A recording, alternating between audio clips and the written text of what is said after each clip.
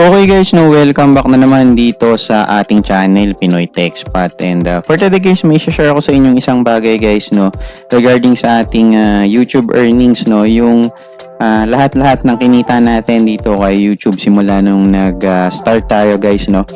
So, punta tayo guys dito sa ating Google AdSense. So, yan. So, meron na tayong total of $107.4 guys, no, dito sa ating Google AdSense guys, no. Ito is total or cumulative na nung mga kinita natin simula nung nag-start tayo sa pag-YouTube guys, no. So, sa mga nakasubaybay sa atin from the start until today, no, maraming salamat sa inyo. And ito na guys, namunga na yung ating paghahassle dito sa YouTube. And kung titignan natin guys, no, yung payment, tignan natin yung breakdown guys, no, simula nung nag-start tayo. So, tignan natin. So, yan. All time tayo guys, no, para makita natin. So, ito guys, no, July 15 to 31, no, nung sinimula nating gawin yung ating Google AdSense, no. So, dito rin yung time na na-monetize tayo and na-receive natin yung PIN natin, no. So, August 1 to 31.82 guys, no. Kita nyo, barya lang siya nung una, no. September 1 to 30. Last year to guys, no, $9.40, no. So, yan, dito na pumapasok yung mga kinita natin doon sa mga simulang videos natin, guys, no. October 2023, guys, no, almost nagdoble, 16.63. November 2023, 28.66, guys, no. And all the way, guys, no, up to January 2024, no, meron tayong total of $31.19, guys. And pag-jump natin dito guys, no, sa March or April pala guys, no, nagdoble guys, no, yung ating earnings, no, from March na 43.16 dumoble siya halos, no, 81.61 guys, no, nung April. So yan, no, kung makikita nyo guys, dumoble siya dahil I think last year guys, no, meron tayong sinimulang bagong YouTube channel which is yung ating sports channel guys, no. So yun, matagal din nating pinagtrabahuhan yun para ma-monetize and I think na-monetize yun last year din guys, no. And yung mga earnings niya last year and up until now, no, nag-pile up lang guys, no, dun sa channel and successful siyang na-deposit ngayong last April 30 guys, no, month of April guys, no. So kaya dumoble bigla yung kita natin dito sa month na to. Okay. So May 85.62, medyo konti lang kasi yung upload natin, no, kaya konti lang in-increase niya. And June guys, no, nadagdagan tayo ng 21.78 USD and ang total ending balance naman natin ngayon is 107.40 guys, no. So all in all guys, no, pwede na tayong sumahod kay Google AdSense or YouTube dahil na-meet na natin guys, no, yung payment threshold niya, no, $100, no. Sobra pa tayo ng $7 guys.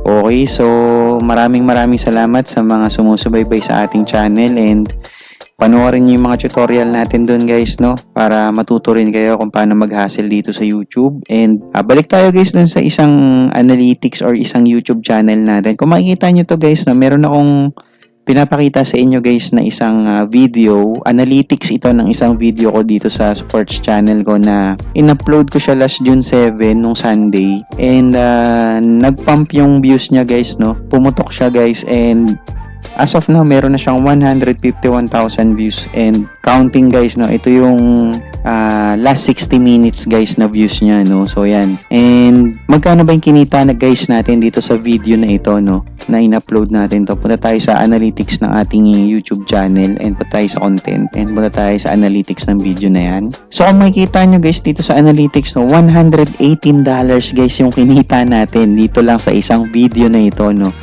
So kung makikita nyo, okay, so nakikita nyo guys yung possibility na kapag may isang video ka na talagang pumutok guys, no, talagang payayamanin ka, no. I think hindi naman sobrang payayamanin ka, no. Bibigyan ka talaga niya ng malaking kita dito sa YouTube, no. So, ayan.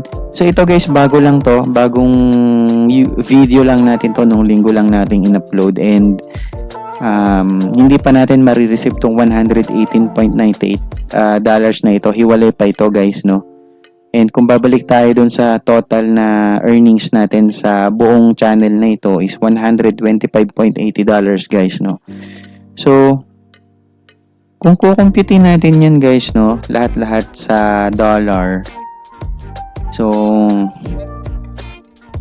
calculator muna tayo. 107.4 plus 125.80.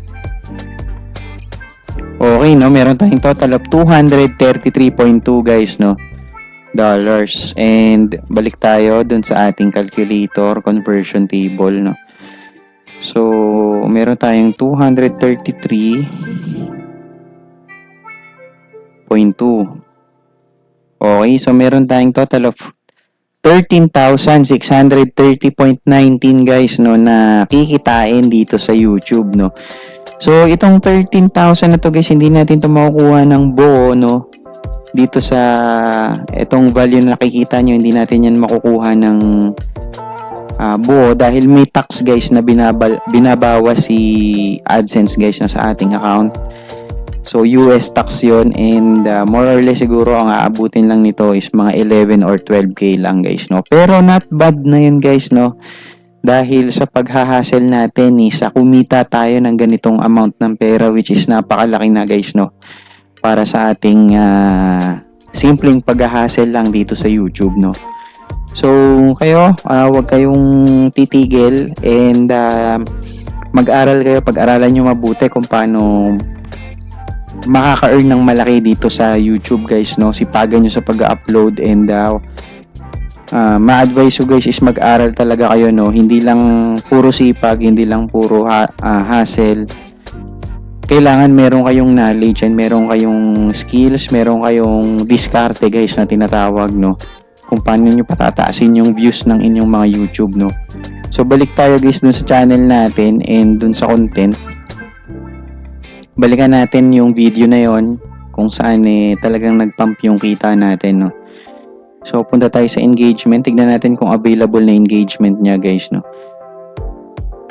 So guys, kung mauobserbahan nyo, 45 minutes to guys, no. 45 minutes itong video na ito, and mahaba ito guys, na almost 1 hour siya, and gustong gusto ni YouTube yung mga gantong content, yung mahaba, dahil mas makakapag-present siya ng maraming ads guys, no. Yung mga ads kasi na yon is doon tayo binabayaran ni YouTube, and gusto rin ni YouTube na makapagpakita ng maraming ads dahil mas maraming ads, mas maraming revenue na papasok kay YouTube, no. And mas maganda na mahaba yung i-upload nyong videos guys, and dapat yung video na yon isa talagang interesting sa mga target audience nyo dito sa YouTube, no. Okay, so punta tayo dito guys sa revenue. Kung makikita nyo, yung RPM natin is 1.09 dollars guys, no. Ibig sabihin ng RPM is revenue per mil, no. Ibig sabihin ng mil, libo, no, per 1,000 views. So kung meron kang 109,000 views, i-multiply mo lang yan sa 1.09, and ito na yung magiging earnings mo guys, no, $118.98. So yun guys, no. Ang naging case dito kung bakit naging successful tong video na ito is dahil nag-pump yung views niya, and mahaba yung video, no. Long form siya guys, long form. So kung long form siya, mas maraming mapapakitang ads, mas maraming earnings guys, no. And syempre mas maraming views, mas maraming earnings din, no. So kombinasyon ng dalawang yan, no. Yung haba ng video and yung dami ng views guys, no. So yan yung dalawang factor na magpapataas ng kita nyo dito sa YouTube. So ang tanong, paano kayo gagawa ng video na mahaba, and paano kayo gagawa ng video na talagang papatok at talagang puputok dito sa YouTube, no. So yun yung dapat yung pagtrabahuhan guys, and yun yung ginawa ko, inaral ko yun, and sana i-apply nyo sa inyong mga channel guys, no, para pare-pares tayong maging masaya at malaki ang kikitain dito sa YouTube. So yun lang guys, no. Huwag kayong titigil, sipagan nyo ng sipagan, and nagsimula lang din naman ako sa wala guys, no, sa 0 views, sa 0 subscribers, and ituloy nyo lang, and as of now, ayan, meron tayong 13,600 pesos guys na upcoming income dito kay YouTube, no. Hindi pa natin natatanggap guys yung earnings na to, and i-update ko na lang kayo kapag natanggap na natin. And sulit naman guys yung pagod at hirap dahil nagbunga naman guys, no. And yung kikitain natin dito is balak nating ipuhunan, no, sa business guys. And yun lang, i-update ko kayo guys, no. And mag-upload pa tayo sa ating main channel. And sana natulungan ko kayo, huwag kayong titigil, and manalangin kayo sa Panginoon. And yun lang, God bless you guys.